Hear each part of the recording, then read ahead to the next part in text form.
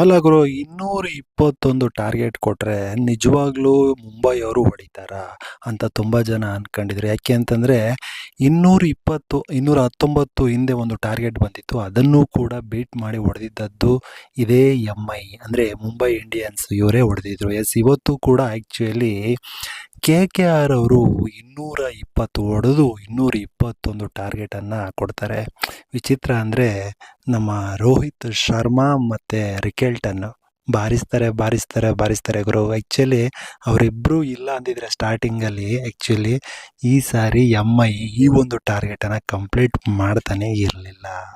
S, ತುಂಬ ಜನ ಅನ್ಕೊಬಿಟ್ಟಿದ್ರು. ಯಾಕೆಂದರೆ ಎಂಐ ಆಲ್ಮೋಸ್ಟು ಸ್ಟಾರ್ಟಿಂಗು ಏನು ಯಾವಾಗ ಆಟವನ್ನು ಆಡುತ್ತೋ ಅವಾಗೆಲ್ಲವೂ ಕೂಡ ಸೋತಿದೆ ಸ್ಟಾರ್ಟಿಂಗಲ್ಲಿ. ಆದರೆ ಈ ಬಾರಿ ವಿಚಿತ್ರ ಅಂತಂದರೆ ಇದೇ ಎಂಐ ಸುಮಾರು ಒಂದು 13 ವರ್ಷಗಳ ಇತಿಹಾಸದಲ್ಲಿ ಫಸ್ಟ್ ಬಾರಿ ಆ್ಯಕ್ಚುಲಿ ಎಂಐ ಗೆದ್ದಿದೆ. ಅಂದರೆ ಐ ಪಿ ಎಲ್ಲಲ್ಲಿ ಸ್ಟಾರ್ಟಿಂಗಲ್ಲಿ ಗೆದ್ದಿರ್ತಕ್ಕಂಥದ್ದು.